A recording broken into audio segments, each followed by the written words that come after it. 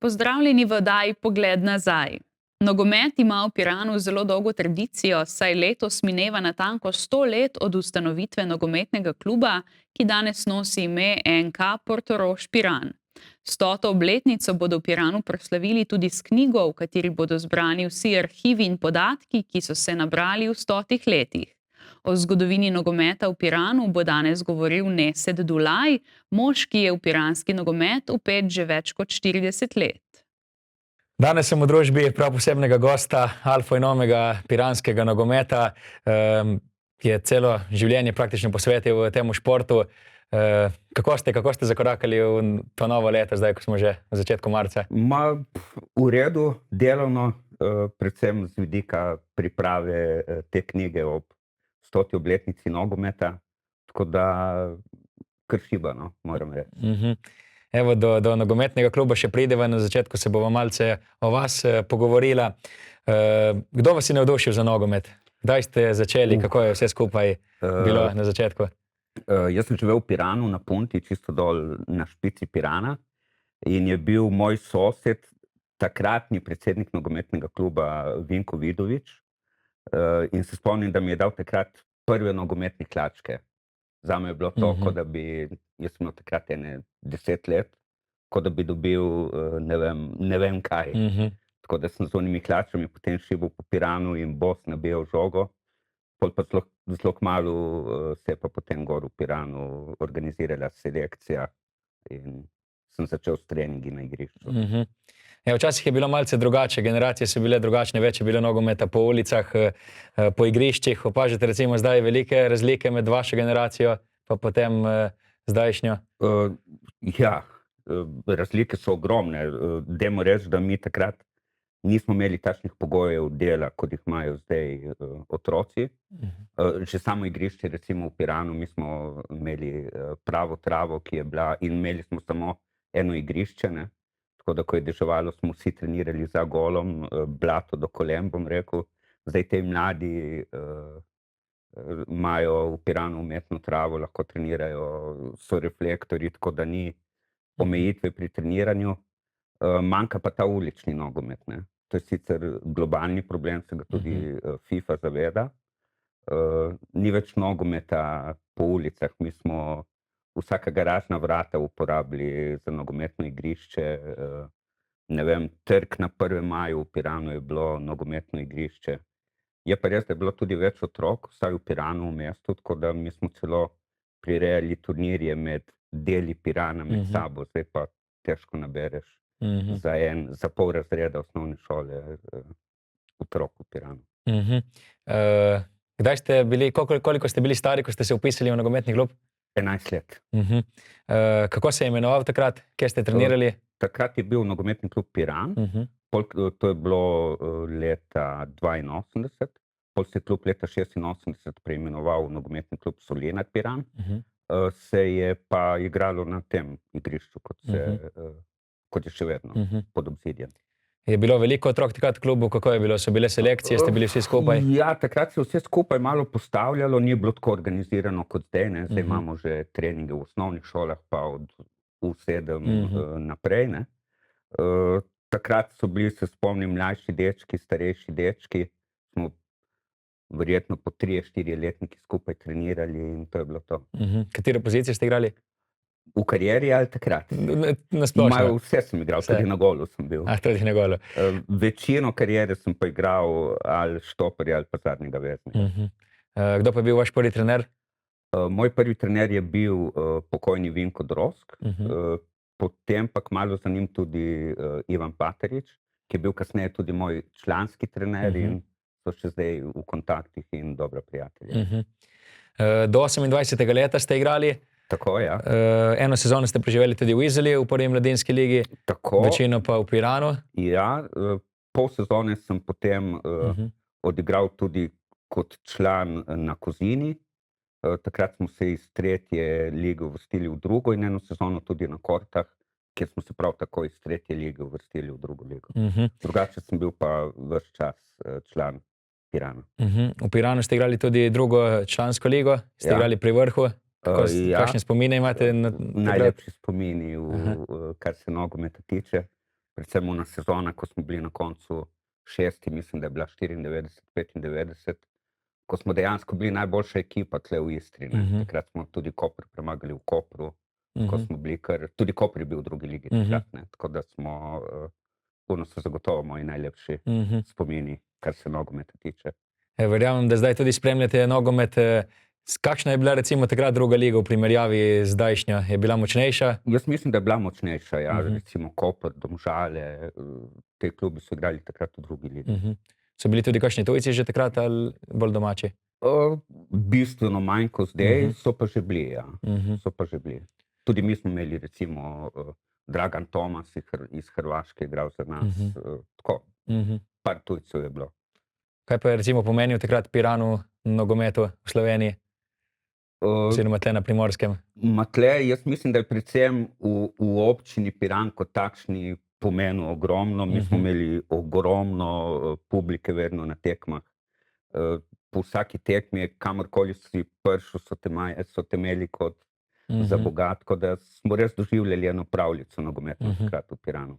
Na kaj ste recimo najbolj ponosni v vaši karieri nogometni, kot nogometaš? Kot igralec ali kot igralec? Ravno na to igranje v tej drugi ligi in teh uspehih, ki smo jih takrat dosegli za naš kraj.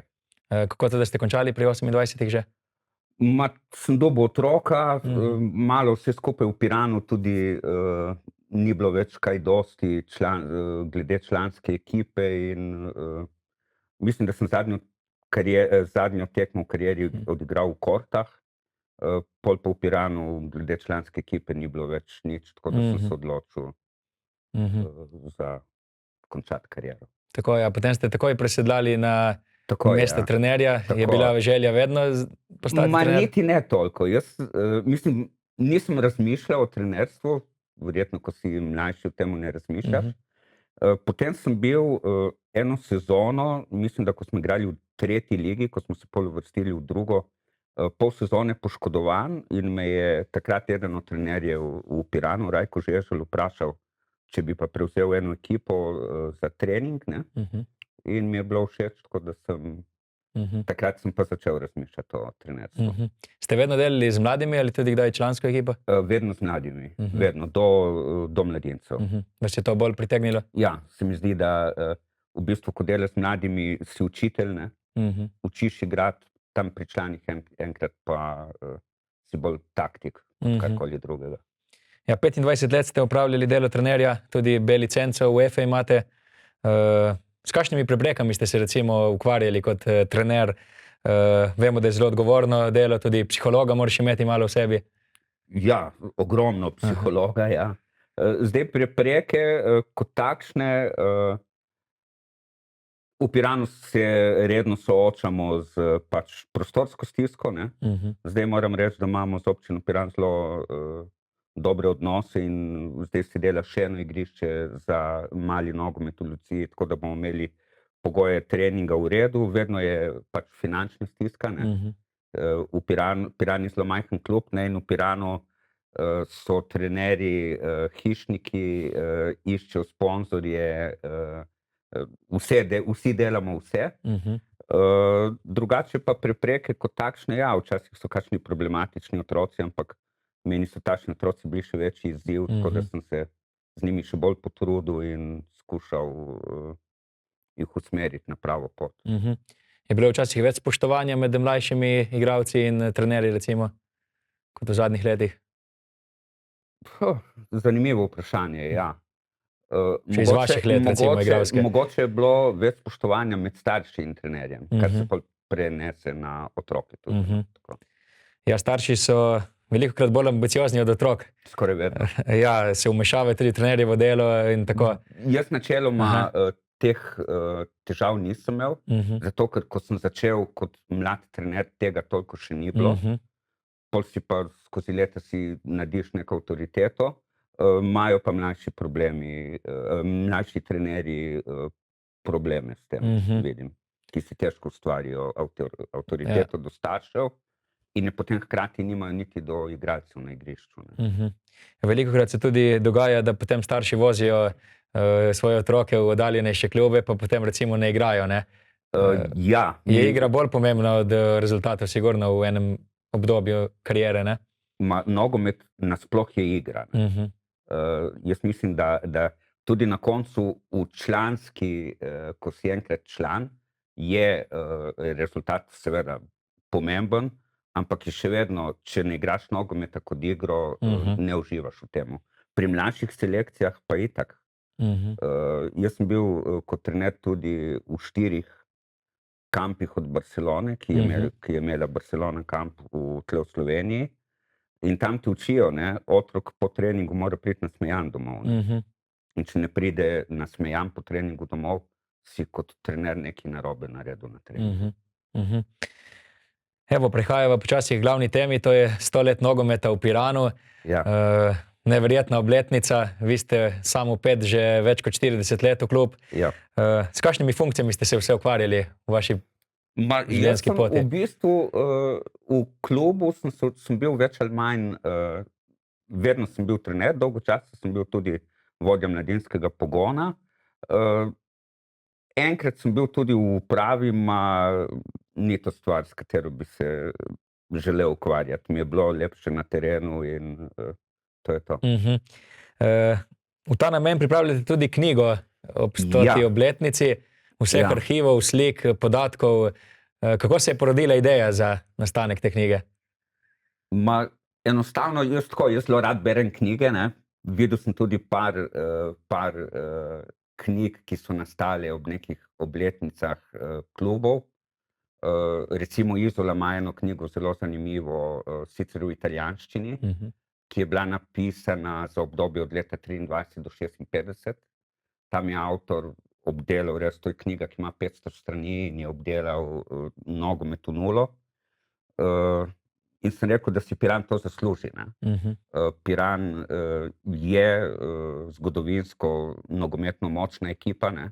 Ima neko zgodovino za sabo in ni prav, da grejo te stvari v pozabo.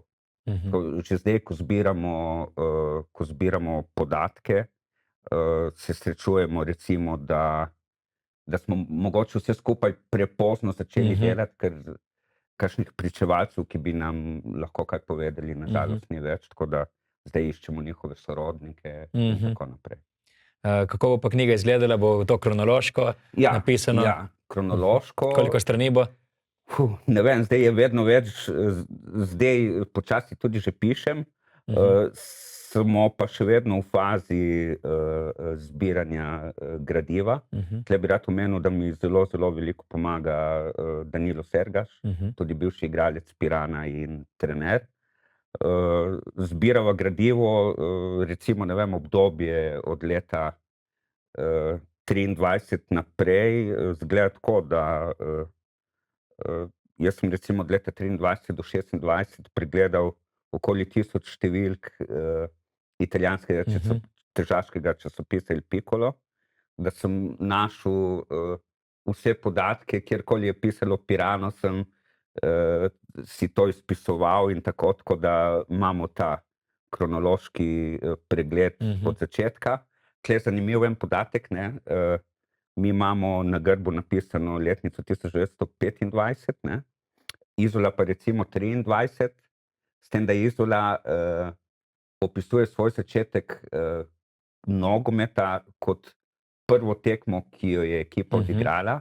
Zanimivo, odigrala je s Piranom in če smo natančni, ravno na današnji dan. Na dan snemanja. Na dan snemanja te oddaje, danes je 102 leti, odkar sta Izola in Piran odigrala prvo tekmo. Bila odigrana celo v Luciji. In Piran pa šteje svojo letnico od leta, ko je pa odigral prvo tekmo v nekem uradnem tekmovanju. Sicer je bilo to eno tekmovanje, ker je Piran pol takoj je bilo na izpadanja, v drugem kolu izpadel, ampak od takrat se pač šteje ta letnica.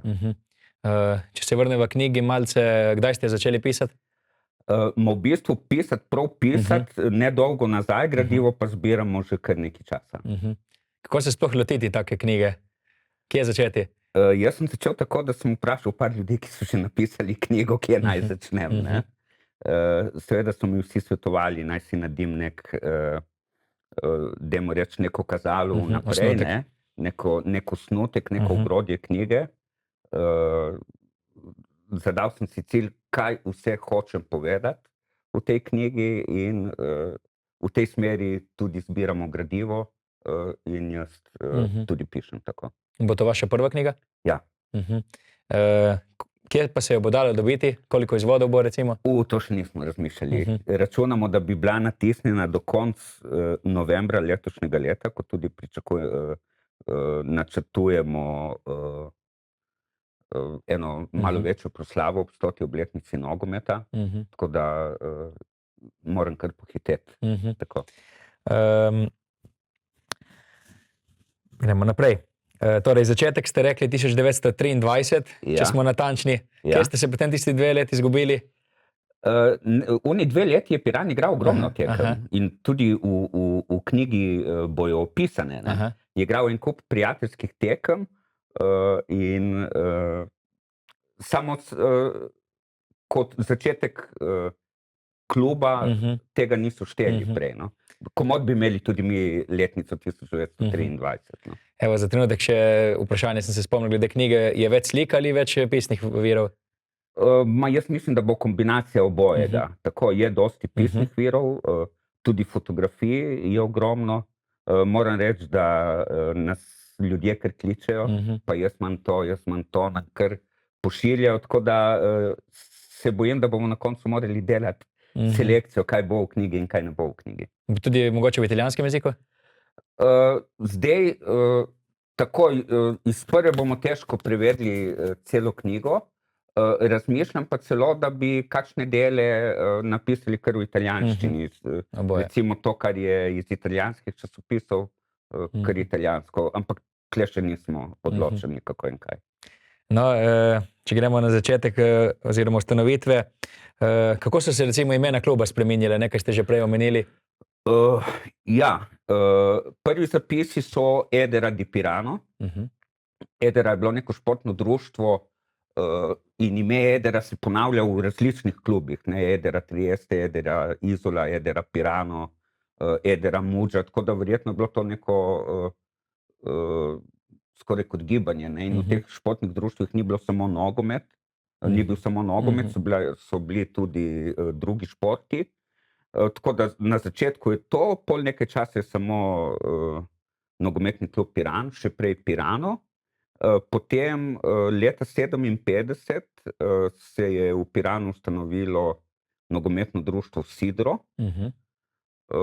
ki je trajalo, mislim, da je 7-8 let, 10 približno.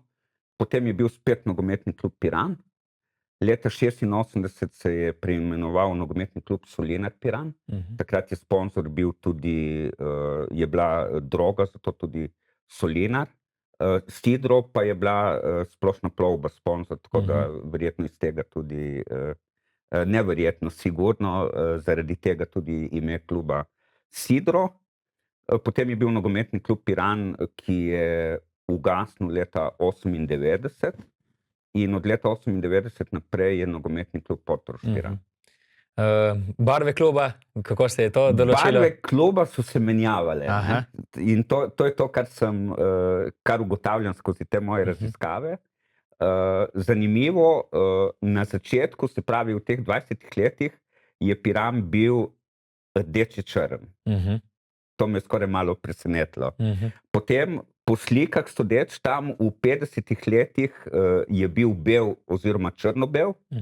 Potem pa nogometni klub Sidro že ima, je v ustanovnem aktu napisano, da je modro-bel, zato ker so tudi barve splošne plovbe bile modro-bele. Potem Solinar Piran je tudi modro-bel. Z Portorož Piran, to pa vem, da sem tudi jaz takrat sodeloval pri določitvi barve, je pa rdeče moder, kar so v bistvu barve zastave Piran. Kako pa recimo z vzdevkom, so imeli kakšen vzdevek nogometaši? Nogometaši ne, navijači so pa gusarji. Navijači so pa gusarji. Ja, tako. Dobro.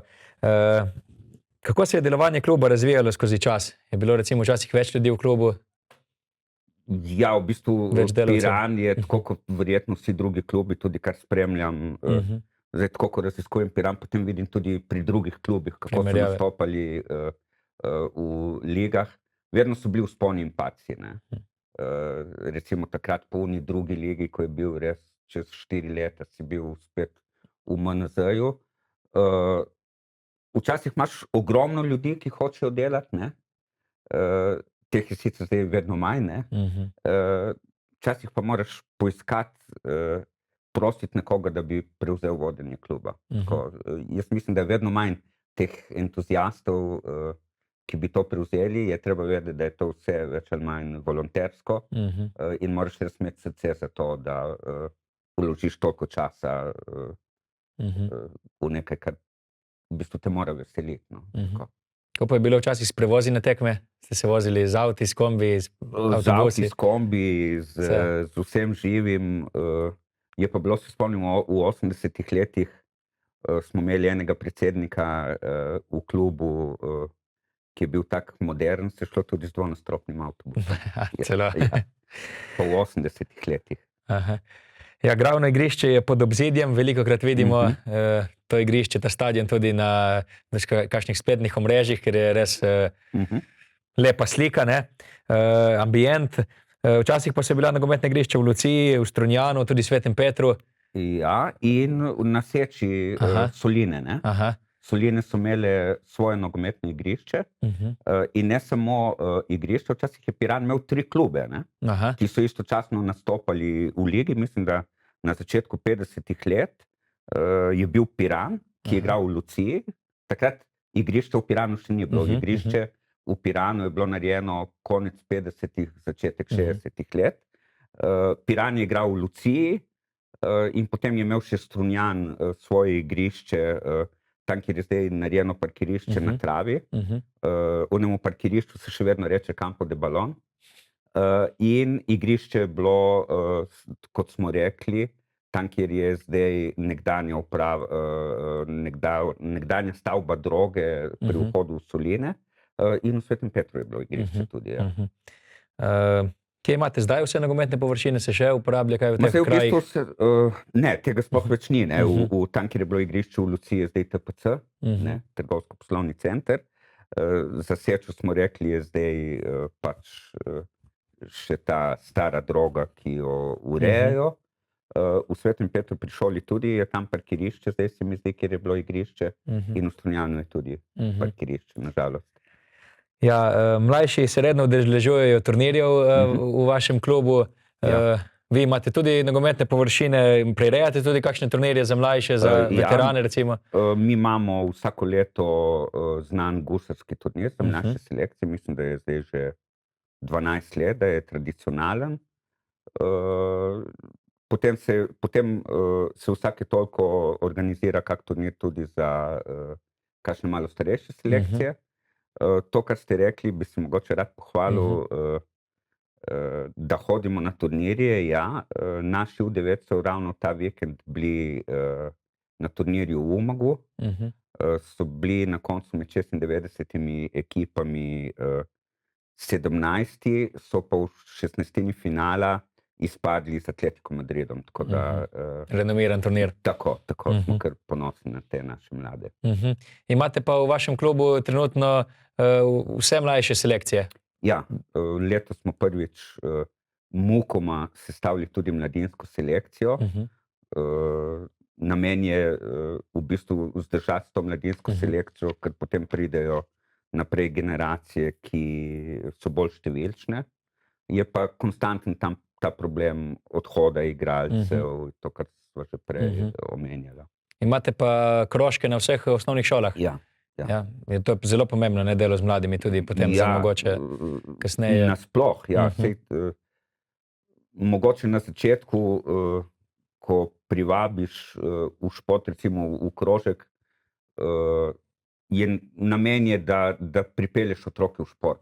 Na koncu niti ni pomembno, ali bo to nogomet, ali bo košarka, karkoli. Pomembno, da v teh najmlajših letih otroku daš veselje do športa in ga takrat moraš tudi vse splošno razvijati.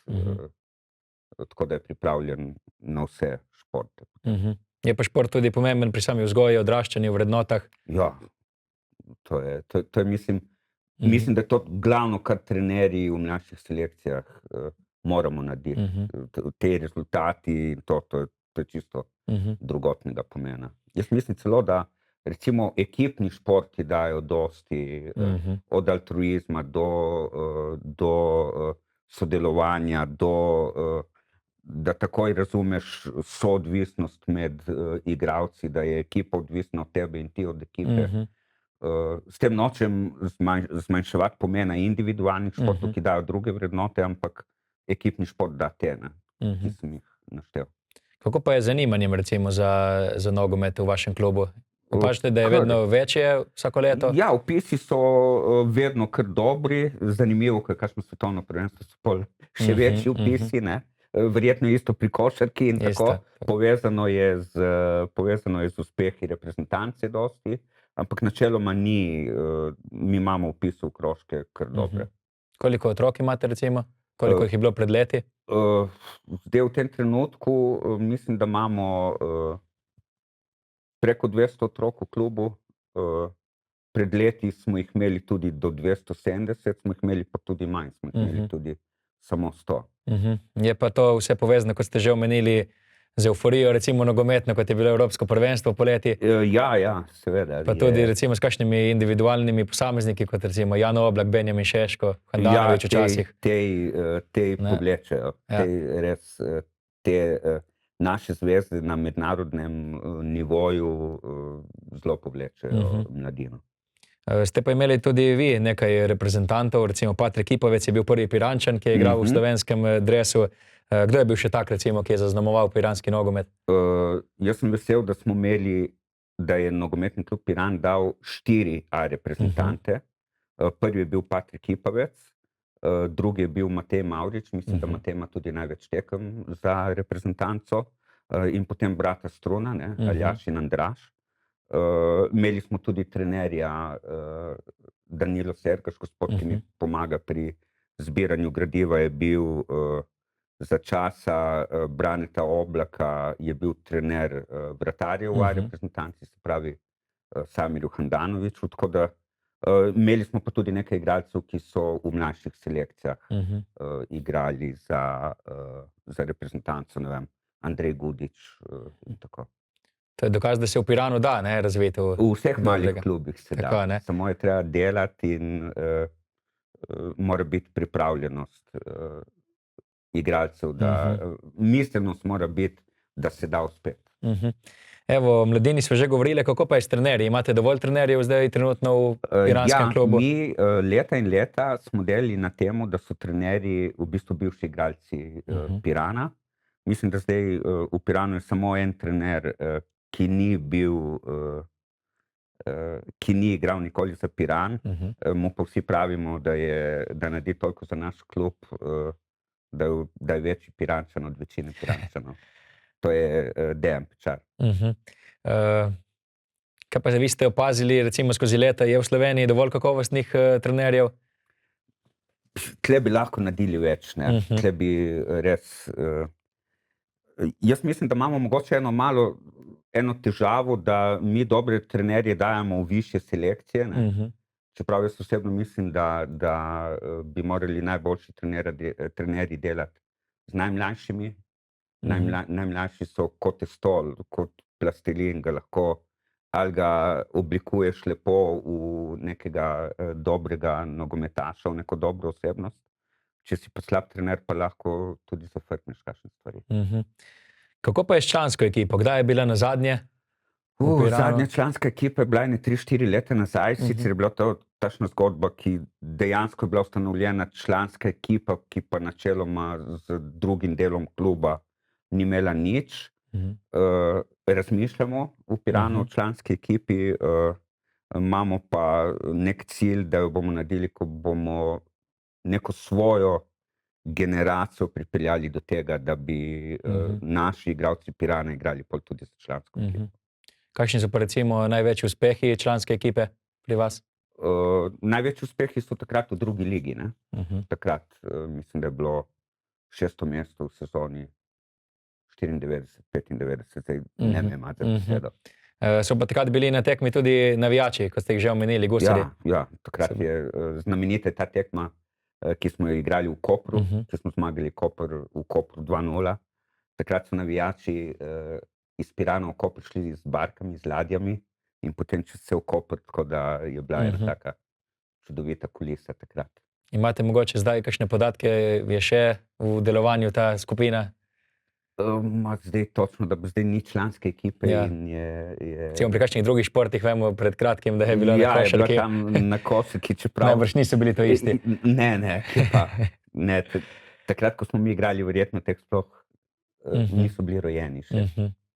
Je pa tudi članski nogomet oziroma vse skupaj pogojeno s financami. Se mi zdi, da v zadnjem času v Sloveniji kar pada nivo športnih klubov. Kako vi vidite situacijo v Sloveniji glede športa, glede nogometa konkretno? Vidim jo verjetno tako kot vsi drugi, ne? Če se primerjamo z Zahodom ali pa že s Hrvaško, če se primerjamo konec koncev tudi z enako velikim, že z Avstrijo, če se primerjamo, se bistveno manj vlaga pri nas, težje je dobiti sponzorje. Meni se zdi, da je v Sloveniji tudi odnos do nogometa drugačen kot v drugih državah. V večini držav na svetu je nogomet šport številka 1. Zdaj tle v Sloveniji ne vem, če je tako. In to se pol odraža tudi na klubskem nivoju. Pri nas se dosti o nogometu govori samo takrat, ko je reprezentanca močna. Kako pa je s pridobivanjem sponzorjev? Je bilo recimo včasih, ko ste vi igrali nogomet več? Ja. Takrat je bilo, recimo to, kar jaz zdaj raziskujem, ustanovitev nogometnega kluba leta 57 Sidro, sponsor Splošna plovba, izredno močna firma takrat v piranski občini, potem leta 86 ustanovitev nogometnega kluba Solinar Piran, oziroma preimenovanju Solinar Piran, sponsor Droga Portorož in Soline. Zdaj, kar se tiče Pirana, vseh teh podjetij več ni v piranski občini in je dobiti sponzorja skoraj misija nemogoče.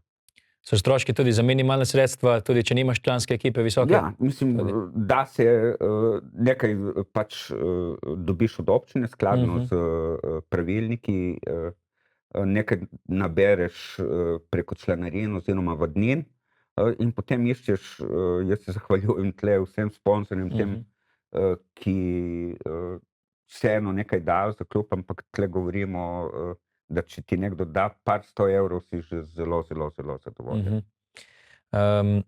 Enkrat ste celo dejali, da je bil večji uspeh kot uvrstitev v drugo mladinsko ligo to, da klub ni propadel.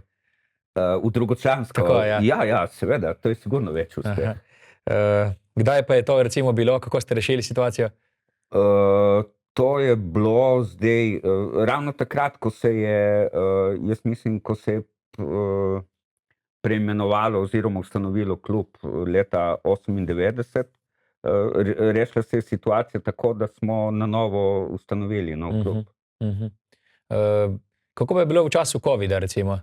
Je takrat bilo težko, zanimivo? Ja, tudi otrok manj bilo? Ma ne, otroci so itak komaj čakali, da grejo ven. Jaz mislim, da so komaj čakali, da pridejo na igrišče. Zdaj, nekaj časa mislim, da je bila ona totalna prepoved, ko nismo smeli nič, ne. Potem pa se je to razrahljalo in je bil pogoj, da morajo stati na 10 metrov razdalje fantje in je bilo za nas trenerje cela umetnost organizirati trening, da otroci stojijo na 10 metrov razdalje, ampak nam je uspelo. No. Tako. Kdaj so bili zlati časi kluba piranskega? Po moje, tako kot so že rekli, takrat v tej drugi ligi. Kaj pa samega primorskega nogometa, recimo? Samega primorskega nogometa je več različnih. Jaz se zelo spominjam, recimo, ko je bil v Kopru v medrepubliški jugoslovanski ligi, takrat je bilo to, je cela Istra živela za Koper, bom rekel. Recimo jaz, ko sem igral za mladince, smo imeli, recimo, sta bila Koper in Izola v prvi mladinski ligi, Piran in Dekani v drugi in imeli smo še en kup klubov, ki so igrali v MNZ, ne vem, Šmarje, Koštabona, Gažon, Korte, vsega tega zdaj več ni, ne. Zdaj imamo Koper v prvi ligi, Dekani mislim, da v drugi ligi in zdaj Izola mislim, da je celo tudi v drugi, ne vem zdaj. Ne, zdaj v tretji trenutno. V tretji, in Piran je v MNZ-ju komaj sestavil ekipo. To je na žalost situacija tle pri nas v Istri. Kakšno pa je recimo sodelovanje med klubi? Je v redu, ne? Lahko bi bilo bistveno boljše. Sam vidim tudi iz rokometa je kar... Ja, mislim, da namesto, da bi sodelovali in imeli vsi, jaz sem prepričan, da bi lahko za sodelovanje imeli vsi koristi, je v bistvu med temi klubi že, ki so že vsi tako, bom rekel, obubožani, je eno tekmovanje, ki ne koristi nobenemu. Prej ste že omenili, da je pa vaše odlično sodelovanje z občino. Ja, moram reči, da toliko, kot se zdaj vlaga v šport, v športne objekte, pa ne samo v nogomet, ne vem, dela se jadralni, zaključuje se jadralni center, dela se športni center v Portorožu, dela se športni park v Luciji, tako da za vse športe se zelo dobro skrbi. Kakšne so pa recimo želje, zahteve kluba? Imate dovolj igrišč, recimo terminov, rekvizitov? Tako, terminov imamo dovolj, zdaj se, prej smo imeli, da se dela še eno malo igrišče v Luciji, opreme je dovolj. Seveda si na dolgi rok želimo eno igrišče s pravo travo, ne? Ampak to so želje, ne vem, če bo to čez 10 let, bo to zelo lepo. Kakšne še imate recimo cilje za prihodnost? Zagotovo, tako kot sva rekla, zdaj utrditi to, ta mladinski pogon, to celotno piramido z mladinci navzdol in naslednji korak je članska ekipa. Kakšna je točno zdaj vaša vloga v klubu, poleg tega, da pišete to knjigo? Jaz zdaj v tem trenutku moram reči, neke funkcije, ker zdaj 2 leti nisem niti trener, v klubu nimam. Seveda sodelujem in sem vedno v stiku z vsemi člani upravnega odbora in z vsemi trenerji, ker so itak trenerji so potem tudi v upravnem odboru. Pripravljam to knjigo, ki mi vzame ogromno časa. In se pripravljamo zdaj v bistvu na obeležitev 100. obletnice. Tukaj ste prinesli tudi nekatere papirje, zapiske? To sem imel slučajno s sabo, ker sem bil tudi v knjižnici, zdaj predno sem prišel sam in sem šel ene podatke iskati. Prejeli ste pa tudi nagrado za najbolj zaslužnega delavca v piranski občini. Ja, predlani sem bil, pač sem dobil priznanje za zaslužnega športnega delavca. Koliko vam recimo to pomeni? Ogromno, ogromno. To je neka nagrada za vse, kar narediš za, bom rekel jaz, za svojo skupnost. Zdaj ste direktor Okolja Piran, ker ste sicer od leta 1991 opravljali številne funkcije, od kurirja do kadrovske, do sektorja za turizem. Kako ste se znašli zdaj v tej vlogi direktorja? V redu, ni nobene hude panike, jaz sem bil že prej 20 let vodja enega sektorja na okolju, tako da jaz sem samo iz ene pisarne računalnik, ne za drugo pisarno in stvari furajo. Ste tudi oče 4 otrok, športna družina ste mi prej omenili? Ja, tudi žena je bila rokometašica, 3 sine imam, vsi 3 so na začetku igrali nogomet, potem sta starejša 2 prešaltala na odbojko, zdaj sta že toliko stara, sta rekreativca, en še študira, en je doštudiral, mlajši sin je igral v Piranu, nogomet je golman. Bo tudi v knjigi? Bo moral še malo delati, da bo v knjigi. In hči igra odbojko. Kakšni so pa sicer še vaši hobiji? Zanimivo vprašanje. Jaz imam en kup hobijev. Sem filatelist, zbiram znamke že od otroštva.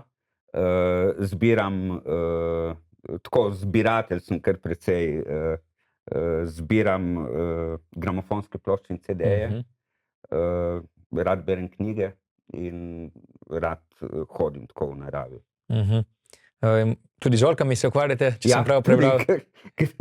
Ste se pa res pripravili. Ja, imam 2 oljčnika, enega na Parisagu in enega na Škofijah.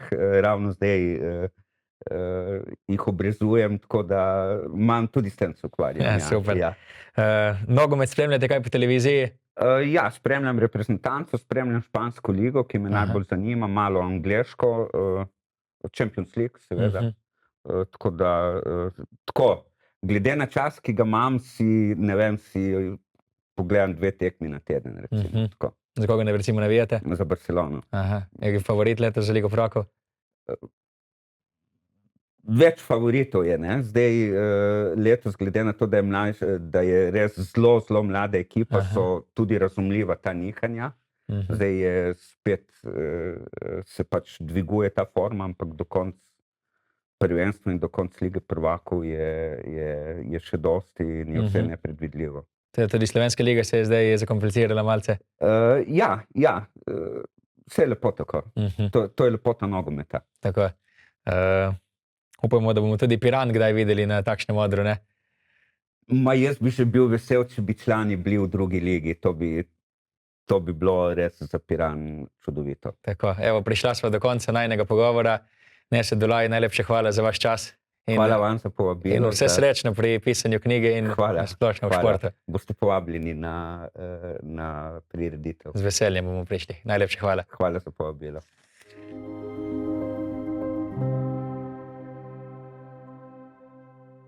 To je bilo za danes vse. Hvala za pozornost in nasvidenje.